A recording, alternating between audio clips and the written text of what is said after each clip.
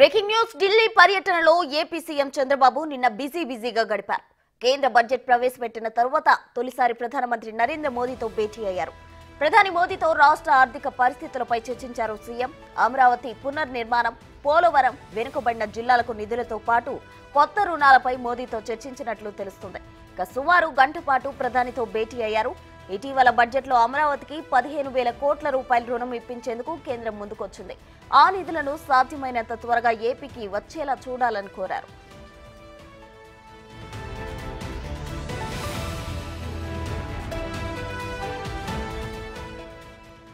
జగన్ హయాంలో చేసిన రుణాలు రీషెడ్యూల్ చేయాలని ప్రధాని మోదీని బాబు కోరారు. కేంద్ర బడ్జెట్లో రాష్ట్రానికి రంగాల వారీగా కేటాయించిన నిధులను వెంటనే విడుదల చేయాలని కోరినట్లు తెలుస్తుంది. ఇక ఆంధ్రప్రదేశ్లో మౌలిక వసతుల అభివృద్ధికి అవసరమైన వివిధ ప్రాజెక్టులను చేపట్టడానికి ప్రత్యేక మూలధన పెట్టుబడి సాయం చేస్తామని విభజన చట్టంలో చెప్పిన విషయాన్ని ప్రధాని దృష్టికి తీసుకెళ్లారు. రాయలసీమ, ప్రకాశం, ఉత్తరాంధ్ర జిల్లాలకు బడ్జెట్లో ప్రకటించిన ప్రత్యేక సాయాన్ని కూడా వెంటనే విడుదల చేయాలని కోరారు. ఆర్థిక మంత్రి నిర్మలా సీతారామన్ కు ఇవే విజ్ఞప్తులు చేశారు. ఇక విశాఖ ఉక్కు ఆంధ్రప్రదేశ్ ప్రజల భావోద్వేగాలతో ముడిపడిన అంశమని, దానిలో పెట్టుబడుల ఉపసంహరణ ప్రక్రియ ఆపేసి సెయిల్లో విలీనం చేసి లాభదాయకంగా నడిపేందుకు చర్యలు తీసుకోవాలని ఉక్కు శాఖ మంత్రి కుమారస్వామికి విజ్ఞప్తి చేశారు.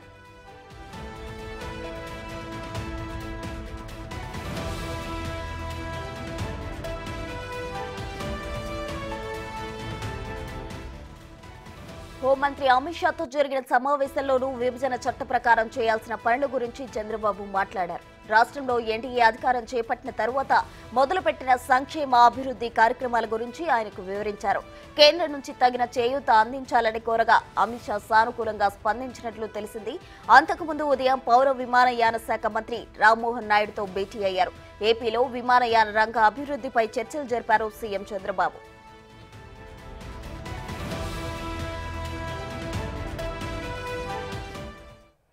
ఇదే అంశానికి సంబంధించి మరిన్ని వివరాలు మా ప్రతినిధి శివ ఢిల్లీ నుండి లైవ్ లో అందించేందుకు సిద్ధంగా ఉన్నారు. శివ, చెప్పండి. అయితే నిన్న ఢిల్లీ పర్యటనలో ఏపీ సీఎం చంద్రబాబు బిజీగా గడిపినట్లు తెలిసింది. అయితే కేంద్ర మంత్రులతో భేటీ అయ్యారు, అలాగే ప్రధాన మంత్రిని కూడా కలవడం జరిగింది. అయితే వారితో ఏ అంశాలకు సంబంధించి ప్రధానంగా చర్చించడం జరిగింది?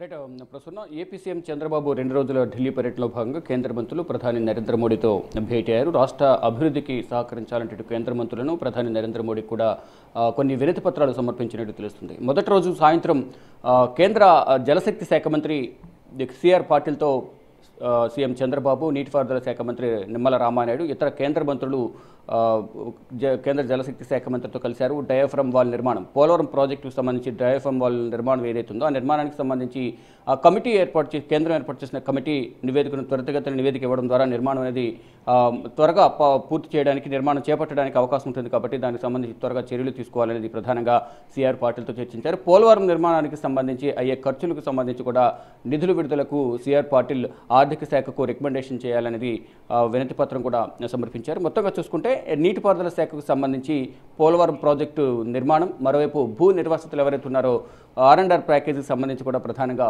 పోలవరంకు సంబంధించి పోలవరం నిర్మాణం, అక్కడ గత ప్రభుత్వ హయాంలో ఏ విధంగా పోలవరం నిర్మాణం అనేది కుంటుపడింది, అభివృద్ధి ఏ విధంగా జరగలేదు, ఎందువల్ల అంత ఆలస్యమైంది అనే అంశాలపై కూడా సిఆర్ పాటిల్తో చర్చించారు.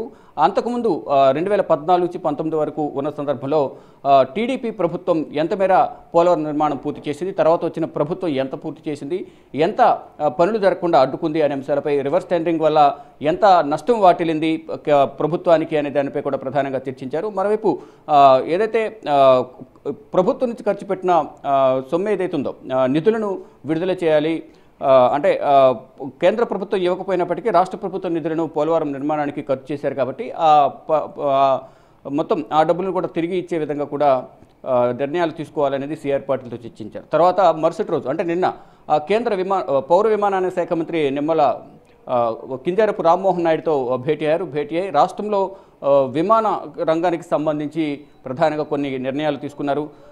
ఇటు ఏదైతే ఇప్పటి వరకున్న విమానాశ్రయాలను ఏ విధంగా అభివృద్ధి చేయాలి, వాటిని ఏ విధంగా ఎక్స్టెన్షన్ చేయాలి, మరోవైపు మినీ ఎయిర్పోర్ట్లను ఎక్కడెక్కడ నిర్మించాలి అనే అంశాలపై ప్రధానంగా ఇటు పౌర విమానయాన శాఖ మంత్రి రామ్మోహన్ నాయుడుతో చంద్రబాబు సుదీర్ఘంగా 2 గంటల పాటు పవర్ పాయింట్ ప్రజెంటేషన్ ఇచ్చి అధికారులతో కూడా చర్చించారు.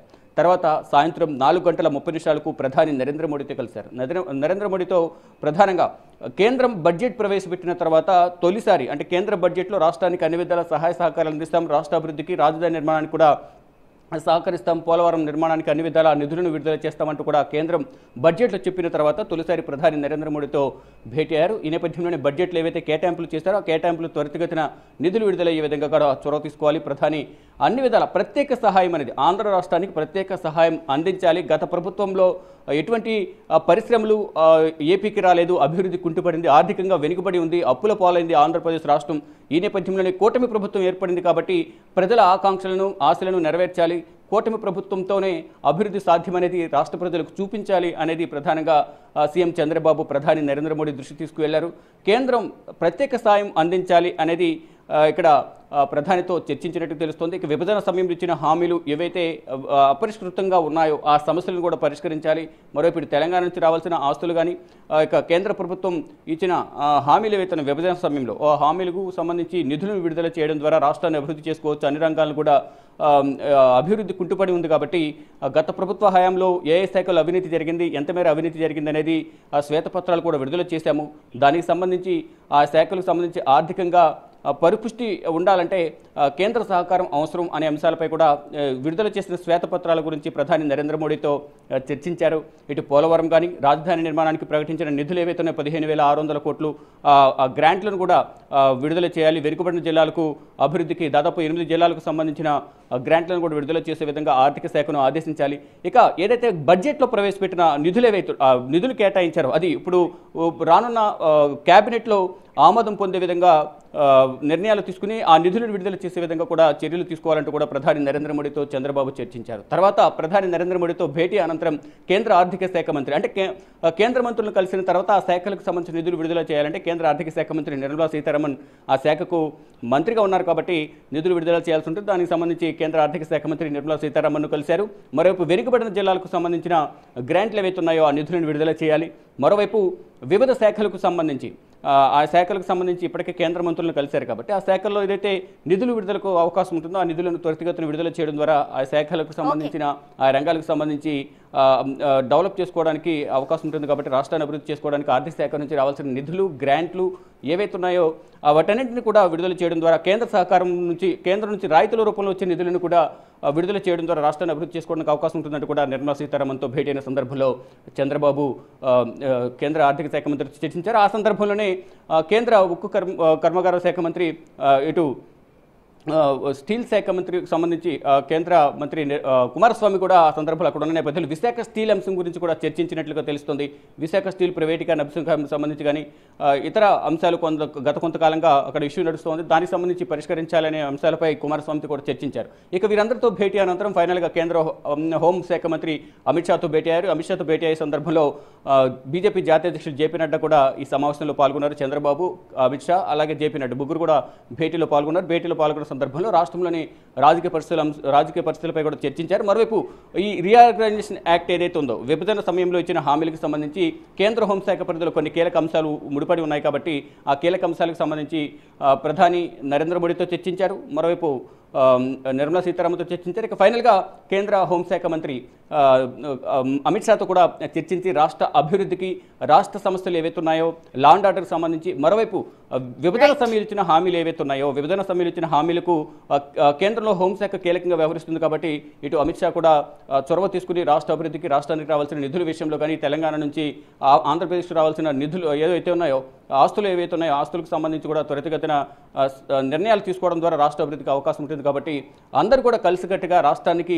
ప్రత్యేక సాయం వచ్చే విధంగా చర్యలు తీసుకోవాలంటూ 2 రోజుల ఢిల్లీ పర్యటనలో సీఎం చంద్రబాబు బిజీగా గడిపారు. ఢిల్లీ పర్యటన 2 రోజుల ఢిల్లీ పర్యటన ముగించుకుని ఈరోజు అంటే మరి కాసేపట్లో 10 గంటల తర్వాత ఢిల్లీ నుంచి చంద్రబాబు అమరావతి బయలుదేరబోతున్నారు. ప్రసూన.